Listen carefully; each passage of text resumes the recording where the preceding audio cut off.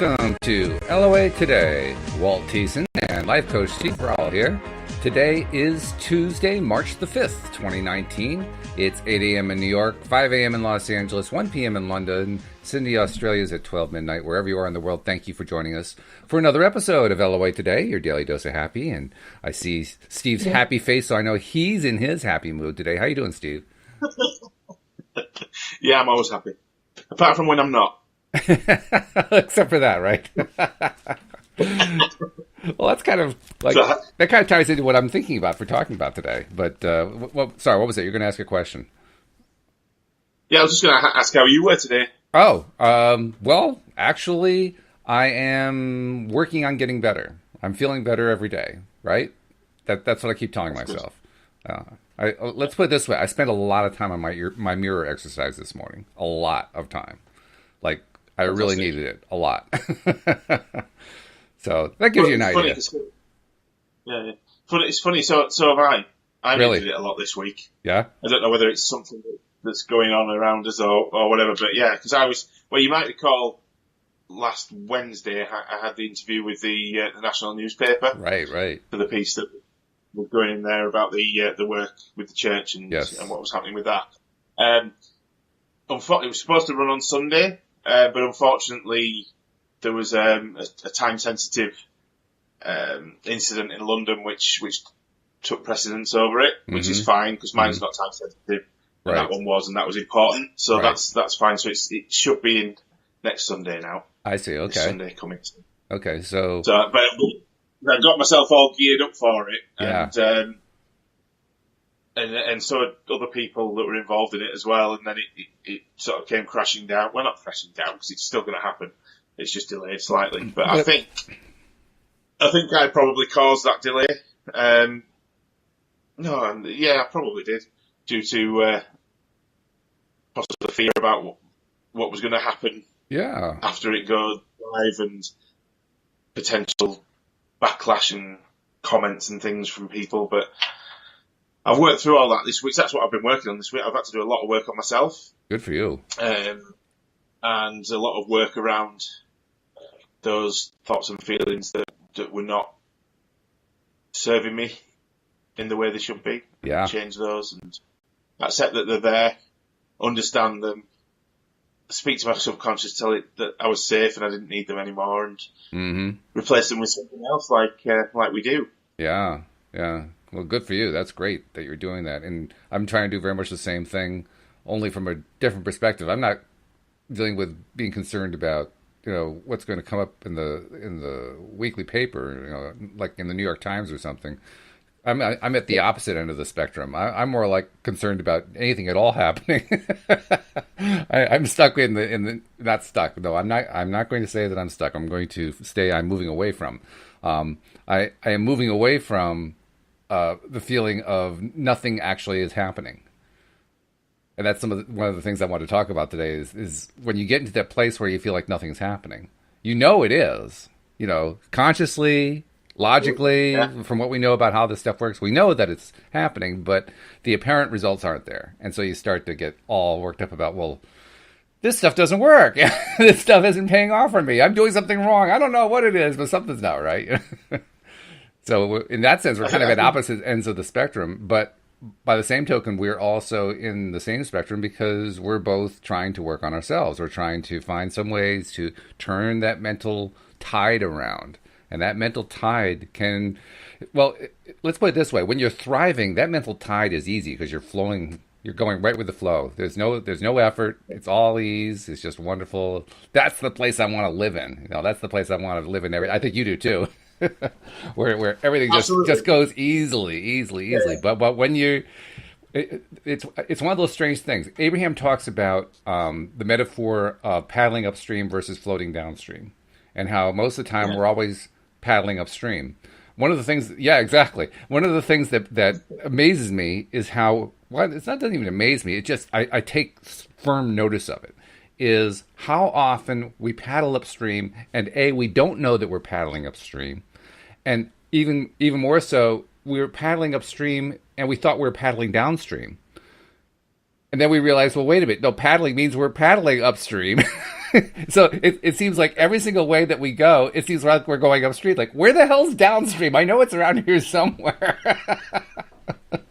But that's what it seems like sometimes. I mean, we talk about letting go of the oars, and yet there are also times when we have to take action. I mean, it is possible to attract everything you want into your life with just staying in that positive frame of mind and being there and living there. And that's what thriving is. It's just everything comes in. But there are also times when we have to take action in order to, help us get to where we're trying to get to. Yes, we're doing all the work, but we still have to take the action. And that's the fine line, because the moment we start taking the action is the moment we have a tendency to paddle upstream.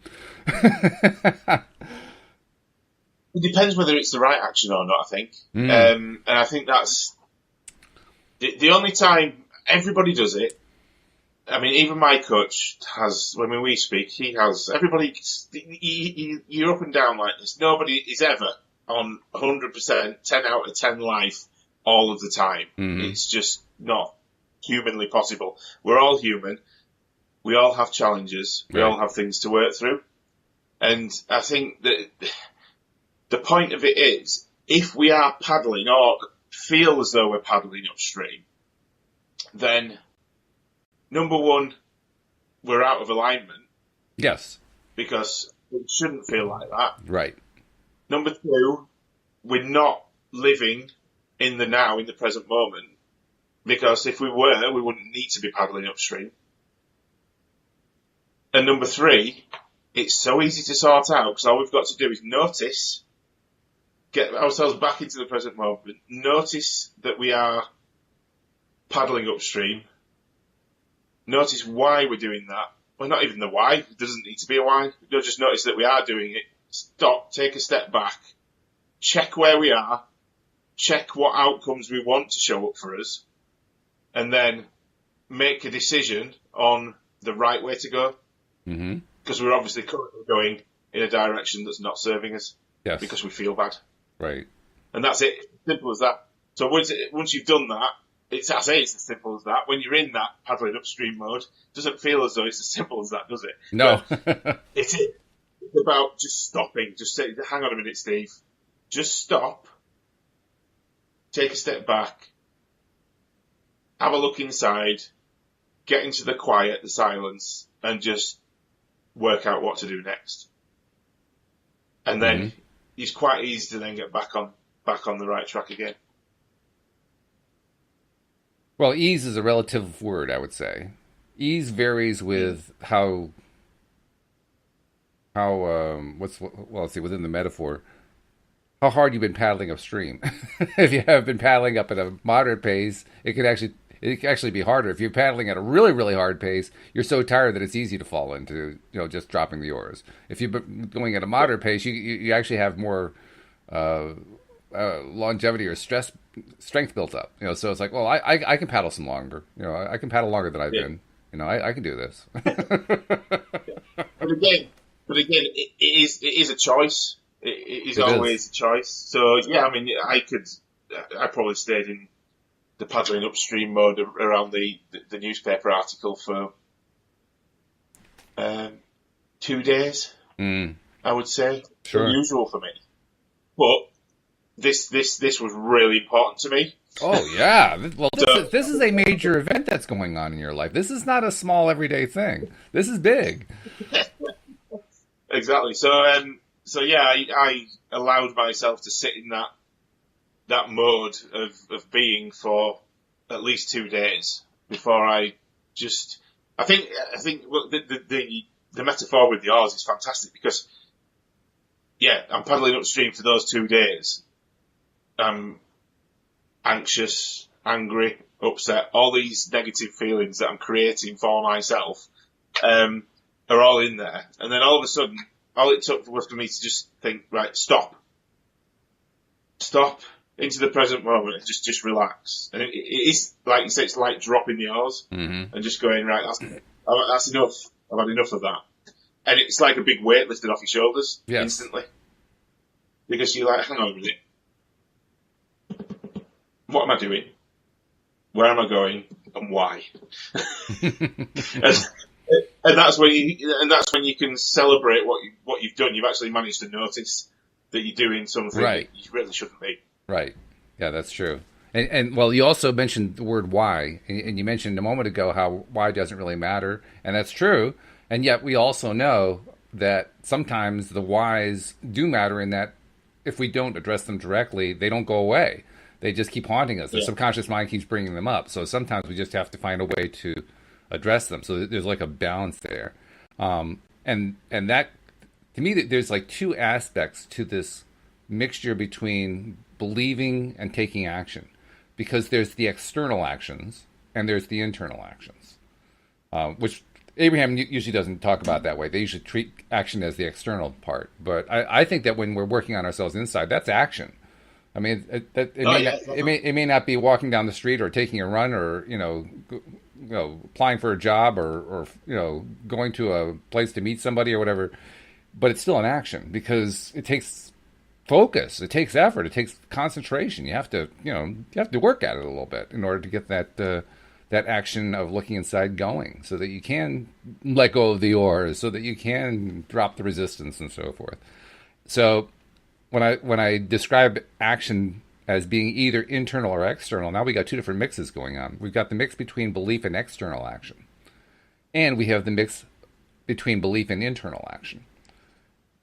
There's really not a big difference between the two in terms of what the mix should be, I don't think. But boy, does it seem like it. It seems at times like that mixture. Well, first of all, there's also the question of how much of a mixture should there be? How much action should we take? And like you pointed out, the kind of action makes a difference. When you're looking at external actions, it's often for many people easier to know what action to take, what action not to take. But even there, we tend to trip ourselves up because we have old patterns. We have old subconscious patterns that say, well, you have to do the way that we were taught growing up. You have to go find a job. You have to work hard. You have to keep your nose to the grindstone. You have to do all these things in order to succeed. And if you don't succeed, you have to keep doing it anyway. And that's not exactly the most ideal action to take, but that's what we're taught to do. Internally, how much training do we get internally? Not a heck of a lot, interestingly enough. No. Which is we really don't get given anything, really. No, not really. No, or what they do give us is counterproductive. Like I saw a post today from somebody, and I actually blocked them after I saw this post. The post said, "Are you ready to ask God for forgiveness of your sins?" And there's a whole list of people who have all said, "God, please forgive me. I'm so sorry. Please forgive me. I'm so sorry. Please forgive me. I'm so sorry." And I was about ready to go throw up, because I understand that that's looking at the absolute wrong end of the stick. First of all, Cindy Chavez does a great job of teaching this. First of all, a sin is not an offense against God. A sin is, you just missed the mark. You just didn't hit the thing you were aiming at. And that's all a sin is. That's the original definition of the word sin that the church has seemed to have forgotten entirely. Secondly, it's not about God forgiving you. It's kind of like being somebody who is a marksman, shooting a gun or a bow and arrow or something at a target, and you miss the target. You don't hit the bullseye. You don't need God's forgiveness for that. That's just not what that's for. You don't need anyone's forgiveness. It's just you just correct your aim and you shoot better. That's all. It's not that big of a deal. But when we get into this mindset that so often happens with churches and religions in particular, it's the mindset of, oh, I have done something so wrong because I didn't hit the bullseye. No, you haven't. But that's the mindset. That's the only internal work that we're taught about. Do that. No wonder we're so messed up. I think it's funny, isn't it? Because from being children, where we're sent to school. And children have to go to school. There's no choice in that matter, is there? That's another issue. We can have a whole show on that one. But school is designed to compartmentalise children into being a certain way, right? Following rules, not just physical rules. I'm talking about mental rules on how they should think, feel, behave, and then they go out into the world. Like they're just lost because they don't know who they are, because they've never done any internal work. Right. They've just done what they've been told to do, day by day, week by week, month by month. You've got to do this. You've got to, and they're not geared up. We're not geared up as human beings to then live a full and happy life. Yeah, We're that's geared true. up to live in anxiety, worried about what we're going to have to do next to pay the bills or feed ourselves or our families or whatever. And we talk that we have to work really hard to do that. Mm-hmm. But actually, it's all wrong, because we can create whatever we want from inside here. Mm-hmm. Yeah. And once we realise that, basically, as human beings, all our power is taken away from us at an early age, unless we're brought up in the right way. Now, we haven't done that with our children.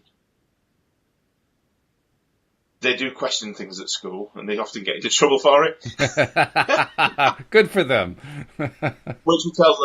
which we tell them well done for. So they'll have. I'm trying to think of an example. So yeah, my son, who's from my ex-marriage, he comes down every other weekend, Mm-hmm. and he'd often come down, and we taught him the same way. So he understands the law of attraction, he understands what it is, how it works. Uh-huh. And I don't know if I'm going to get shot for saying this or not, but he came down one weekend, and he'd had religious education at school. And they were talking about, because he's really into science as well, my son. Mm-hmm. And they were talking about that the earth was made in so many days. Is it 5 days? I don't know, because I tend not to read the Bible for obvious reasons. Yeah, the earth was made in this many days, the earth, the sky, the man, and whatever, however it goes. Right. And he said to the teacher, well, man was made on day 7 or whatever. He said, well, that can't be true. The teacher says, well, why not? He said, well, dinosaurs were here before man, and they're millions of years old. Evolution versus faith. You gotta love it. So he said, well, that's just a fictional story that's made up, obviously. And the teacher just asked him to go and sit outside the class for 5 minutes, and I was like, right, okay. But all he's done is just stated a fact that he's learned through, through his science classes. Right. And now he's in an RE class, and basically saying, well, that's wrong because of what I've learned in science, and then got told off for it. Mm-hmm. Yeah. But that's the school system. But yeah, anyway. No Enough kidding. about that. Oh God, we could go on and on about it. I mean, we've also, one of our listeners has actually contacted us about a listener, I believe, who you will recognize. Anne Marie says, "So true. My little girl worries about school reaction to her behavior and doesn't stick up for herself because of it. I just tell her to do it. We will deal with it together. After all, she's not a robot." Yeah, fantastic. Yeah. That's great. Really, really good. Absolutely brilliant. But that's it. I mean, I think as long as they're doing it in a positive way, because you can teach your children to converse and to question things in a positive way, rather than, you don't want to be doing it in a negative way, because that'll just have negative impact. But yeah, I think it's a good thing to teach children to question everything and to be aware of their surroundings and not just accept what an adult says. Because if you think about it, when I was 2, 3, 4 years old, if my parents had told me that trees were purple, then I'd believe that trees were purple, and then I'd go to school and everybody else says they're green, and I'd argue absolutely until I was, no, they're not. My dad said those trees are purple. Mm-hmm. Again, belief systems from us when we're children are all given to us by somebody else as we grow up. That's the key. So when you get to a certain point in your life, like I did, when I realised that actually all the belief systems that I've got, the majority of them anyway, apart from the ones that I've experienced and interpreted myself, are all given to me by the parents, schooling, TV, media, whatever. So actually, none of them are really mine. So Now I've got a chance to change them to whatever I want. And that's when you start to create consciously and become a deliberate creator. Because now you can change those belief systems to whatever you want. Billionaires don't believe they're going to be poor. This is true. More precisely, they believe that they're wealthy and they're going to stay wealthy, and that wealth is going to continue. Yeah.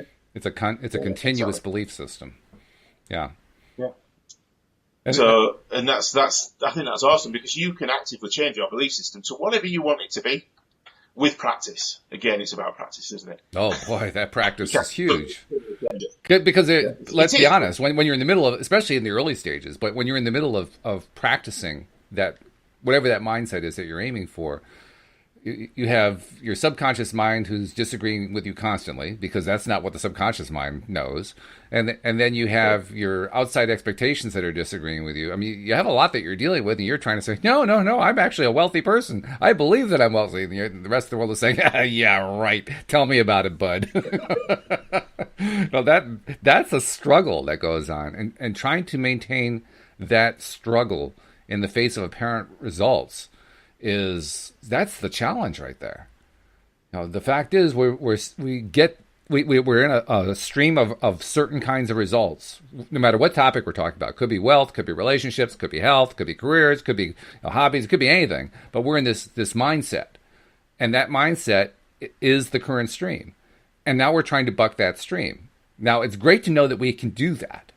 That was a big breakthrough for me a number of years ago, finding I actually could move my needle without actually having somebody move it for me. That was pretty cool.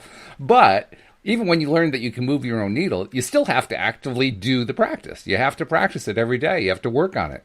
And when you're working on it without apparent results, oh boy, that can wear you down. I mean, that creates tiredness. In its most extreme form, it creates depression. It creates despair. It creates deep anger. It creates fear. It creates all of those really deep, dark emotions. That's not so easy necessarily. No, when you put it like that. Not that I've really brought you down. I felt really great when I started this podcast. But actually, nobody else can affect how you feel. This is true. It's a choice. It's a choice. So all that negativity that just came across there, it's gone. It didn't affect me because I choose for it not to. But again, that's something that you need to practice, and it's all about, like we spoke about before, it's these little micro shifts in your subconscious. So you need to gradually move away from, I don't know, let's pick a topic. Let's pick let's work on finances then. Let's work on money. Okay. So you've been brought up from being a small child, and your parents have always said, "Oh, we haven't got enough. That's too expensive. No, you can't have that because we can't afford it." That's all then over those right. That's that programming. Years, built up as your subconscious programming. So if you suddenly want to start moving away from that, because you will have been for the majority of your life working a job, but a job that's not very well paid, paying bills, worrying about being able to pay them, not having enough money to go do nice things. But again, your subconscious is creating all this over and over again because that is what it's used to doing. Yeah. So to micro shift away from that, we've got to do it gradually. You can't suddenly just start thinking, right, okay, I'm currently earning $20,000 a year. My mortgage is this much. Working out all my bills, I've got, I don't know, $200-300 a month left to spend on me. Not a lot. That pays for food. So I've got nothing left. In order to then decide that you now want to earn £500,000 next year. Quite a leap. Yeah, your subconscious is going to say, not happening. That's a good joke. You know any other good jokes? That's what it's saying. That's not happening, which is absolutely right. It won't happen because your subconscious would never accept that you can do that. Yeah. So what we have to do is gradually move the subconscious to a place where it believes that money can come to you with ease, in a fun and playful way, and you not have to put very much effort in for it. So it's about working with all those belief systems all at once, that it's difficult to get money. I have to work hard for it. It's going to be painful. It's going to hurt, or whatever belief system you've got in place. So you need to look at them all and then work on each one individually by changing that gradually. So, did I ever talk about I think Dan talked about it when he was on. Did he talk about the money game?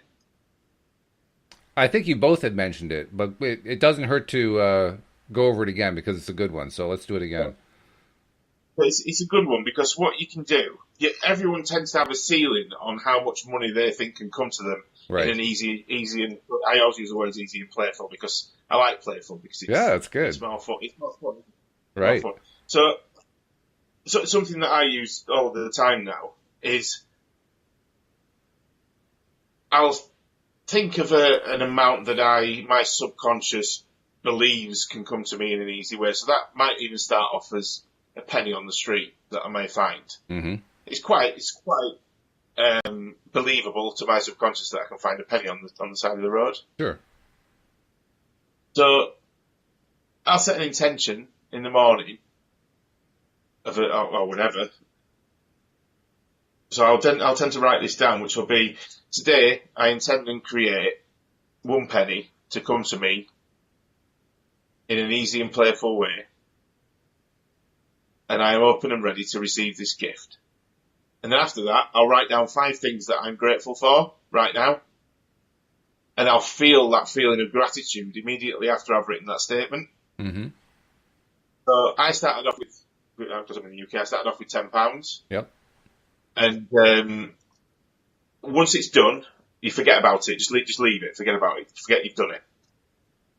And just wait for it to show up. So I originally did it with £10, and I found, I think, £2.94 just turned up. I can't remember what it was for because it was a long time ago, but £2.94. So I didn't get my £10. Right. So obviously my subconscious doesn't believe I can find or get £10 in an easy and playful way. So my level of where I'm at was down at £2.49 or whatever it was. Right. So then what I'll do is I'll set it at the level that turned up for me. Mm-hmm. But also what I'll do is that money that turned up was less than I asked for, I'll give it away. So it makes me feel abundant. Don't need this money, I'll give it away. Ah. But also, I'll celebrate that money turning up as though it's $1 million. Again, it's this celebration. Mm-hmm. So every time something turns up for me and it was easy and playful and I didn't have to put any work in for it, right, I'll celebrate the hell out of it, get my body all fired up and feeling all these great chemicals. I can feel it now because I'm doing all this. Hey, it's brilliant. And all those nice, happy chemicals rush into your brain and your body. So your subconscious is like, I like this. But then you do it again. You'll set it at $2.49. Then if more turns up, keep the money and celebrate it. And just keep raising the bar gradually over time until you get to where you want to be. And it's a brilliant tool. It's a brilliant tool. I did it last week. Was it last week? I set an intention last week for, I think, £600. So I'll do it every now and then just to play with it. Uh-huh. And I actually got, we went and bought Gemma a new car, the new BMW. And whilst we were in the dealership, they were mentioning a thing called gap insurance, which means if you write off your car or it gets stolen or whatever, you get the full value that you paid for the car back. Right. So you can buy a new one. Right. Which you pay extra for. And we bought that on the Mercedes that we had and on the Audi that we had previously, the Audi S3 that the wife had. And we weren't aware that once you sell the car, you can cancel that insurance and claim back any money that's left if you haven't had it for the full term. Oh, okay. We didn't know that. I didn't know that. So the guy in the garage told us, this was after I'd set this intention for the £600, told us that we could cancel those and get some money back, or you should be able to. So we got home, we rang up the 2 insurance companies that we had them with, and we got just over £800. Nice. Yeah. So it's set the intention for the amount or more. So I missed out the or more bit, so your ceiling can go up further then. But again, I set that, I don't know, 2, 3, 4 days before that happened. And then I'll forget about it, let it go, and then all of a sudden something turns up that I didn't know about, and I've got money for free. Yeah. Well, and that's a cool point that I just blanked out of my mind how you said it, but oh boy, literally just boy, the or more. That's what it was. Yes, the amount almost never comes out. I mean, it can come into the exact amount that you set an intention for, but most often it comes out at a different amount. And I like the strategies that the technique you described takes on. If it's less than you want, you get excited about it, you celebrate it, and then you give it away. If it's more, then you just get excited about the fact that it was more. In other words, you basically break the mindset that says it's got to be exactly 600 pounds or exactly 10 pounds or exactly 100 pounds or whatever it is. Because that's what our mind is used to doing. Our mind is used to saying, well, I'm specifying a number. It's got to come in at that number, right? It has to. Otherwise, the whole thing failed. It didn't work. So you're already setting yourself up for failure because you don't believe that you can get. So you're adding an extra reason to fail in there. Exactly. Right? Yeah. Which is quite counterproductive. But it does work. I mean, that's one example for micro shifting on your mindset around money. There are ones for love. There are ones for different things. So, but it's about setting the intention, but starting off with something really, really low and believable to begin with, so that it happens and it builds the confidence in your subconscious mind that it's possible. Mm-hmm. And you can do this with anything. You can do it with finding a partner. You can do it with getting, I don't know, cars, whatever you want. But it's gradually building up those little successes that you celebrate. We've talked about it before, I think, haven't we? Right, yeah. But it's quite a bit. And it's a good thing to do. The celebration is key. Well, that also leads to the second question that goes on. Not second, this is about the 25th question. But it leads to the question. There are many of us who do these processes, and we learn them, and we try them, and we get some success with them. You just said so yourself a few moments ago. You'll occasionally go back and do them again and again.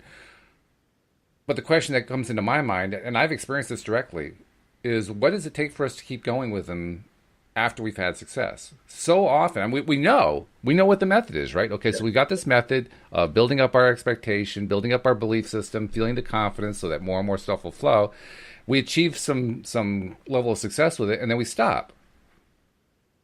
Well, why did we stop? I mean, we had a good thing going here. Why not keep going with it? But we don't tend to do that. What do you think it is that we have to do in order to make sure we keep going with these things? I mean, I did that with the mirror exercises. Mirror exercises I started doing actually about this time last year. Did them for about 50 days, got good results, and then stopped for 6 months. Now, I finally recognized, because I helped one of my other co-hosts who he started doing it and started getting good results, and I'm thinking to myself, oh yeah, why did I stop doing that? And I started doing them again, and I've been doing them ever since. But my point is, I had a good thing going, and I stopped. Why did I keep going? It's because the subconscious mind, you've got to a certain point where you've leveled off, I suppose, and you're starting to feel pretty good, and you're like, this has worked, I don't need to do it anymore. Yeah. That's all it is. Yes. This has worked, I don't need to do it anymore. But then, what happens then is, if you think about it, you're no longer going through that process of it turning up or making yourself feel better and celebrating it. The celebration stopped. So therefore, the good chemicals that the subconscious is getting in your body, in your mind, and those feelings of success and happiness and celebration are no longer there every time you do one of those things. So the subconscious goes, I'm not getting that anymore, so why should I keep doing it? Mm-hmm. Let's go back to old patterns. That's it. I must be done with that. That must be it. I must be done. Yeah. Okay. Well, that makes a lot of sense. It's about being disciplined about it and keeping going. You can't stop. You've got to keep going until it does become, for some things, not everything. I'm still working on myself every day. with all sorts of different issues and challenges. But for certain things now, for example, with the whole journey I've been on with the newspaper, the Archbishop, the charity, all these things that have just flowed and just happened for me, Mm-hmm. is because I'm beyond the subconscious programming that ordinarily would stop me pushing forward with those. Mm-hmm. So I 100% believe that everything that I set an intention for around the things that I'm passionate about will automatically turn up. So my subconscious doesn't have any resistance to that anymore. So I don't actively have to check my thoughts as often with those things. Sometimes I do, but not as often as I used to. Most of the time it just flows now. So I'll set my intentions on an outcome that I want to have.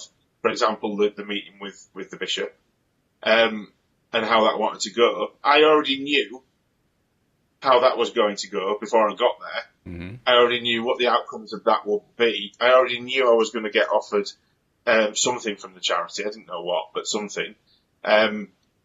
I already knew that the newspaper was going to publish it in the way that I wanted them to, and I'd get to read the article first. This had already all been played out, and all the emotions were already there and ready for me to feel before I even went into these situations. So how I then came across in those situations was more coherent, in alignment, and what's the other word? Well, I came across as this confident person that was going to get what they wanted anyway. Mm-hmm. So I just did. Yeah. It just happened. Mm-hmm. There was no resistance to that happening for me. Whereas with the money side of things is something that I'm still having to work on now. So I'm still having to microshift with the money things. And I do drop off the wagon sometimes and forget to do it. And then you have to go back to it like you do with the mirror exercise. But it's about getting, the idea is get your subconscious to the place where you don't have to work on it anymore. And it just happens. It just goes. But that takes the practice, the time, the effort, and the determination, and the discipline to keep on pushing through until you know you've reached that point. And you do know when you've reached that point, because all of a sudden everything just goes, whoa, and it turns up and just goes nuts for you. But yeah. Well, it's what you're touching on there, especially as you were getting to the point where you described, it gets to the point where it just happens. It happens easily. It becomes part of the programming. Yeah. And that's the part I've been trying to zero in on here, because it's kind of putting the cart before the horse, because first you have to build up to that. You have to work toward it. Like you said, you have to really work it on a daily basis every single day. But I think there's an expectation that we have. And I think this is part of that negative programming that's built into our subconscious minds. All I have to do is get to the point where it's coming easily, and then I don't have to do the work anymore. But you always have to do the work. It's just that the work is so much easier at that level. Yes. That's the mindset. Yes. That's the mindset I'm working on right now. Overcoming that belief that all I have to do is get to a certain level, and then I don't have to do it anymore. Then I can just sit back and relax, and everything's fine. I never have to do this again. No, that's not the way it is. That'd be great if that happened. It would be wonderful. Well, would it? It probably does eventually. It would happen if, as children, we were brought up being taught this from a really early age. Then it would just be automatic, I would think. Well, that's the question, though. What's the automatic part? See, I think that's the key right there. The automatic thing is that you're automatically focusing on it without having to work it. It's just the focus continues. You see, yes, I keep celebrating. Yes, I keep getting wonderful things. I keep, the huge amounts of money keep coming in, and I celebrate every time. I'm not actually having to plan, I'm going to celebrate this, but rather I just celebrate it because I just celebrate it, because that's part of my programming now. So I continue to celebrate, and I continue to do it over and over and over again. So I'm still doing it. It's not like I got to just stop doing it. No, okay, now I can sit back. Nothing else. I never have to do anything ever again. It's more like I've got myself into programming that says, oh, okay, I like celebrating this stuff. This is fun to celebrate. This is fun to have this stuff happen. And I want to keep doing this. Let's do this some more. Let's do it some more. Let's do it some more. No, it's easy. It's easy at that point. But I am still doing. It is still a doing place. It's a place of doing the right thing. Yeah. Hey, you're still putting the action and the work in. You're just putting the action and the work in subconsciously rather than consciously. Just Right. your subconscious just does it automatically on Yeah. autopilot, if you like. Yeah. Yeah. And that's the better way to think about it. Because I can tell how that becomes if I don't believe that, if I believe that I can just get to a certain point and then I never have to focus on anything again that I want, I can see that as a self-limiting belief that I've built in, you know? Yeah, yeah, yeah. Because that when we're in the struggle mode, when we're in the, oh, I got to work this every day because this is so contrary to what my programming is. I got to take those incremental steps and attract that 5 pound note and then that 10 pound note and 20 pound and so on and so forth. Oh, that gets tiring, So we want to be relieved of the tiredness, and I think that's what leads us to believe all I have to do is get the programming going, and I'll never have to do this again. Yeah. But once you've got to the point where it does become normal and habitual, then it isn't tiring anymore because you're not having to consciously think about it and make those decisions and choices because your subconscious is making the right decisions and choices all of the time for you anyway. It's like breathing. Subconscious controls your bodily functions like your breathing. So it gets to the point where you're just doing it. Your subconscious is doing it for you. So you've then got your conscious mind to then go off and create. If that's a probably good way of putting it, because then your conscious mind can then choose what it wants to create. Give that to your subconscious, and then your subconscious will just do it. Yes. Just go with it, because it's used to doing that. Yeah. I'd love to get there. I'd absolutely love to get there. Oh, you and me both. Yeah. Well, I think it's important to define what there is so that we know what we're aiming for. So that we know, okay, This is the state I'm trying to get to. This is the state I'm trying to reprogram myself to achieve. I suppose that's individual to every different person on the planet because we all want different things. Oh, yeah. And also, I don't think you ever get, as it were, there because once you've got to one goal, another one comes, doesn't it? You want to go further and further because you're always, it's that analogy of if you're not growing, you're dying again. So you never, I don't think there ever is an end destination of there. It's just, you're just going to keep going and keep growing and keep moving forward. I think because you're still going to have certain belief systems around certain things that are going to need to change. Because you're never going to. You'll change. This is going deep now, isn't it? It really is. But as it always does. But yeah, because you're going to have belief systems that you're going to overturn, which will then be replaced with new belief systems. But actually, those belief systems can then be replaced again with something even better. So I suppose it's an ongoing cycle. There never is a bear, is there? No, there isn't. Abraham says that you can't get it wrong, you'll never get it done. I like to turn it around and say you always get it right, and the road goes on forever. Kind of flipping the switch around, but it's basically the same thing you just said. It's a constant growth thing. We're constantly growing, and everything we're doing is fine. That's the other thing that's sometimes hard to remember, especially when you're in the middle of the tough times, when you're in that struggle. Oh boy, it certainly doesn't feel like everything's going right. It feels like everything's going wrong, but in fact, it's actually going right.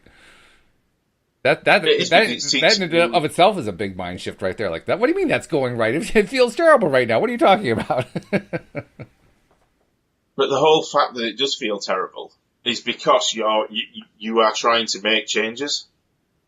Because your subconscious is going to fight against those changes, hence why it feels terrible inside, doesn't it? So if you're feeling terrible when you are actively making positive changes, then you know you're doing it right. You absolutely 100% know you're doing it right. But eventually, it'll stop feeling terrible around that particular belief. Yep. And it will change to where it needs to be. Yep. No, it's true. As we work on this stuff, as we're practicing developing this stuff, developing our reprogramming and so forth, one thing that I've been trying to include in my own thought process, not terribly successfully, but when I can remember to do it, I do it, is to remind myself that all beliefs by definition are limiting. And I say that Absolutely. because we have, I think in the culture of the law of attraction circles, the deliberate creator circles, we have this belief that a limiting belief is a bad thing. Like, oh, those limiting beliefs are holding me back. They are preventing me from getting to my goals and so forth. Not realizing that every belief limits. That's what a belief is. A belief is a limit of this is how I want things to go, rather than everything goes. I want it to go this way. Well, that's placing a limit. And it's a good thing because that's how we grow. That's how we get stronger. That's how we live the kind of joyful life we're looking for. Because, oh, wow, look what I just did. I just created this thing over here. I used limits to create something. That's what it's about. It's about creating stuff using a limiting function. Well, limited beliefs, therefore, are not bad things. They're actually really, really good things. The difference then is which limiting beliefs are you going to attract? Do you prefer these limiting beliefs or those? Then the ones that you prefer are the ones that you like. The ones that you don't prefer are the ones you don't like. So I try to remind myself of that. And that's not an easy thing to hold in your mind. That's a tough concept. It is, because you've got a choice to about which beliefs you keep and which beliefs you actively work on and change, which is awesome, really, isn't it? Because you can create the reality that you want based on the beliefs that you want to keep and the ones that you want to change. And once you've changed them, then you decide, right, okay, I'm going to keep this one, or I'm going to change it further or further or further or further. You can change them all if you want. Equally, you can change none. But you're in full 100% control of it. And it's so powerful. It is. It's so powerful. Yeah, I wanted to make sure I mentioned that because I think that there is a definite, I won't say flaw, there is a misconception about what a limiting belief is. And that misconception tends to work against us if we buy into it. Whereas what we really need to do is understand it doesn't really matter whether the belief is limited. Sure, all beliefs are limited. Don't worry about it. Let it go. The limiting part is not the problem. It isn't the limit. It's the focus. It's the preference. Are you focusing on what you preferred or what you're not preferring? If you can focus on what you're preferring, you're good. If you're focusing on what you're not preferring, you're going to be upset. And that's just the bottom line of it. Which is that's the thing, isn't it? Because so many people get hung up on what they don't want, and focusing on that. But I think again that concept of being that way is taught again in childhood. But we've got to. I mean, in this day and age now, because this stuff is getting more and more prevalent and people are talking about it more and more. We've got a choice now to change that and start teaching the right way to our children. Agreed. Yeah. I think the issue with that is, though, will the powers that be allow us to change the way the schooling system is to allow that to happen? Probably not. Oh, you know what though? I'll give you some hope there. I don't think the powers that be have any say in it. And I know that sounds absolutely, that sounds absolutely radical to say that, but I really don't think they have any say in it. And the reason I don't think they have any say in it is that they can't control what goes on in our lives, just as we can't control what goes on in their lives. So they really have no say in it. The only say they can really have is if they put something out that we're willing to vibrate to.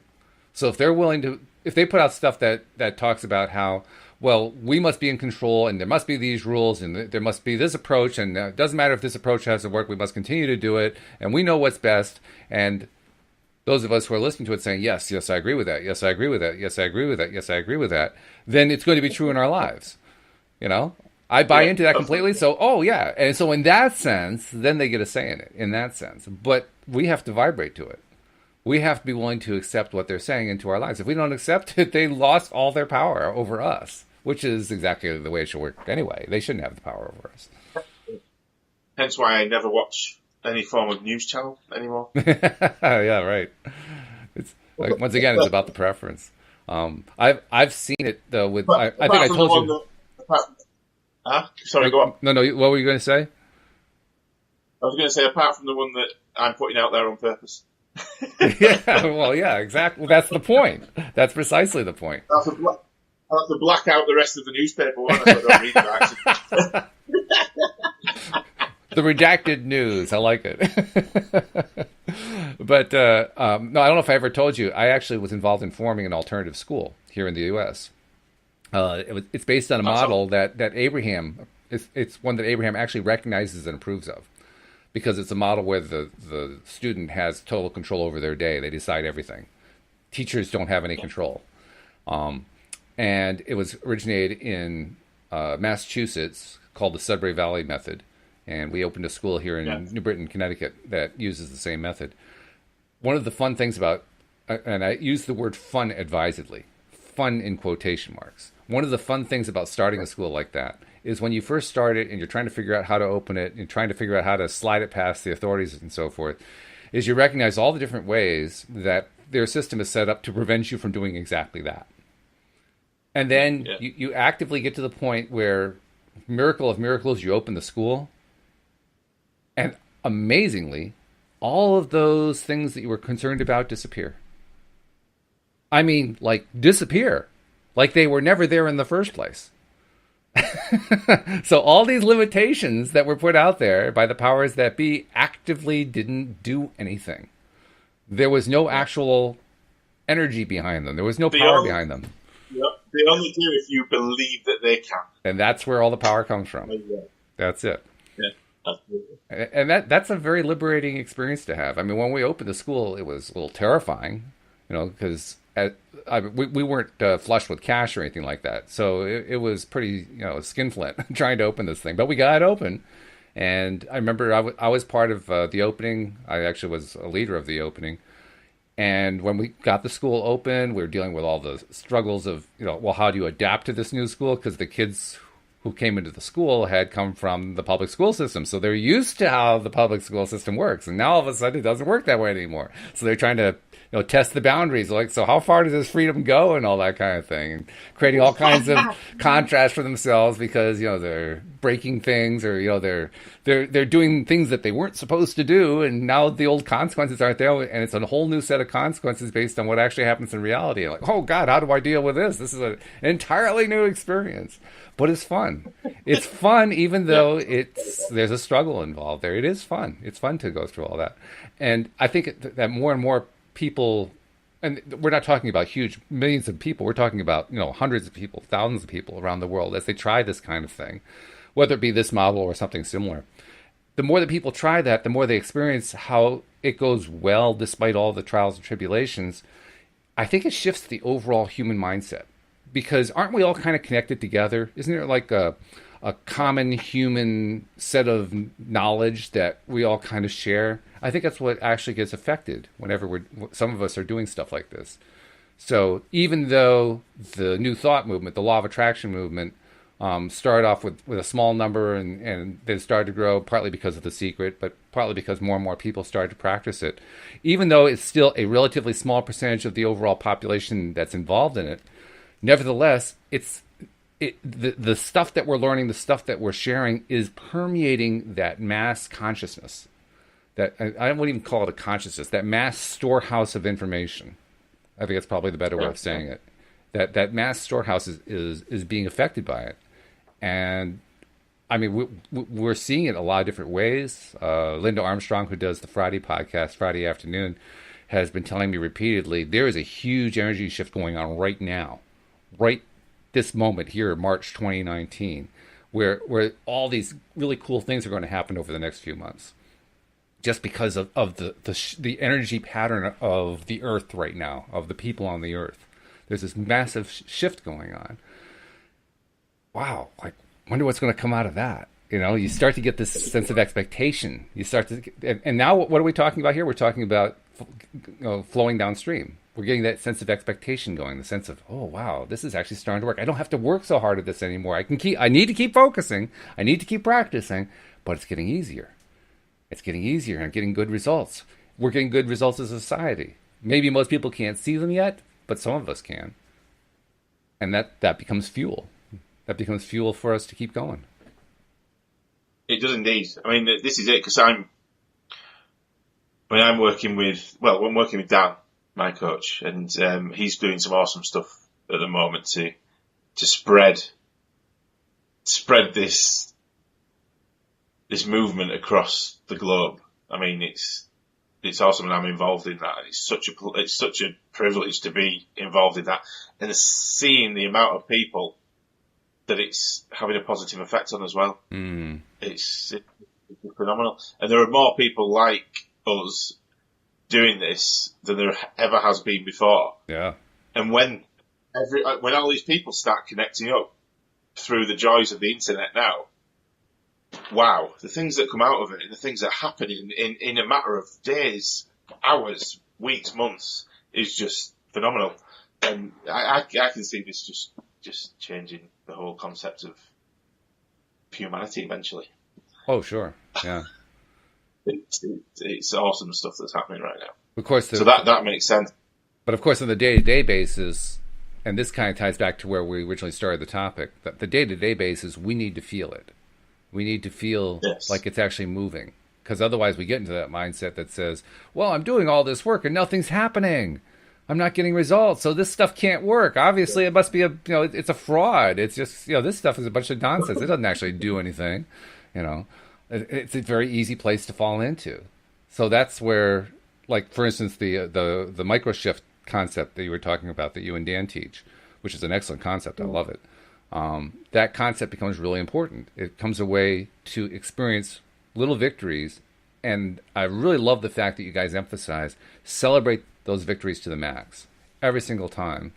Because that's a lesson we all need to remember. I mean, those of us who know it, we don't always celebrate the victories.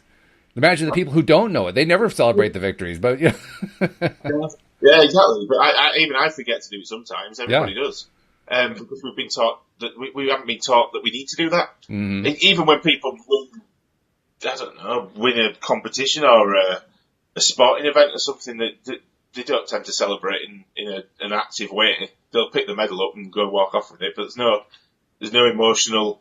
Well, there might be, but there's a lot of people that don't celebrate any of their successes in the right way, because we have small successes every day, don't we? We do. We have just a couple minutes left, so we got to be quick. But Siraj, this is Siraj as opposed to Suraj. Siraj came in and asked a good question that needs to be addressed a little bit. And we've talked about quite a bit here in the show, but let's try one more time. He says, what do you think about the fact that we can bend reality with belief? I mean, for myself, I think that's pretty cool. But what do you think about that fact that we can actually bend reality with belief? Well, of course we can. It's so obvious. Of course we can. Uh-oh, we lost a picture there. Oh, no. Ah, there you are. I think I'm back. There you are. Now you're back. Sorry about that. That's all right. What happened there? I just bent my reality with belief. Very clever of you, I must say. I believe I was going to lose connection, and I did. And actually did, seriously. I believe it. I've got my green bars at the top there that shows me how much connection I've got, and I saw them go down slightly. Yep. They went down slightly. I went, inside my mind, I went, oh no, I hope I don't lose connection. And then what happened? So there's the answer, Siraj. I've just bent reality with my belief system. You also did two things there. You proved just how quickly universe can respond as long as we don't have any resistance to the way. You had no resistance, so boom, it instantly responded. But on a serious note, although that is a serious note because it's just happened, but yeah, as you change your belief systems, therefore you change your thought patterns and you change your internal energy and your emotional energy, which then creates the outside environment and the vibration around you. So yeah, I mean it's inevitable that once you change your belief systems, then your outer world and your reality has to change, doesn't it? It's impossible for it not to. Yeah. I think he's actually raised an excellent point that not only can we bend reality with belief, actually reality is belief. Really, you don't have reality without belief. Belief is what makes reality happen. So bend it. Hell, how about create it? How about change it whatever we want to change it to? I mean, literally, that's what we're learning to do. And, so it isn't just that we bend reality. It's that reality is entirely, completely, 100% dependent upon belief. All of it. It is. And that's a fantastic way to end the podcast, isn't it? It is. Yeah. I mean, the only sad part is that the podcast is ending. Other than that, it's wonderful right now. Well, thank you for your insight. Thank you for your contributions. They're wonderful as usual. And I will be talking with you next on Thursday, I believe. Thursday evening your time, Thursday 4 p.m. my time. Yep. So, all right. Yeah, it's good to look forward to. So thank you very much. Thank you to our listeners, and we'll see you all next time here on LOA Today. Goodbye, everybody.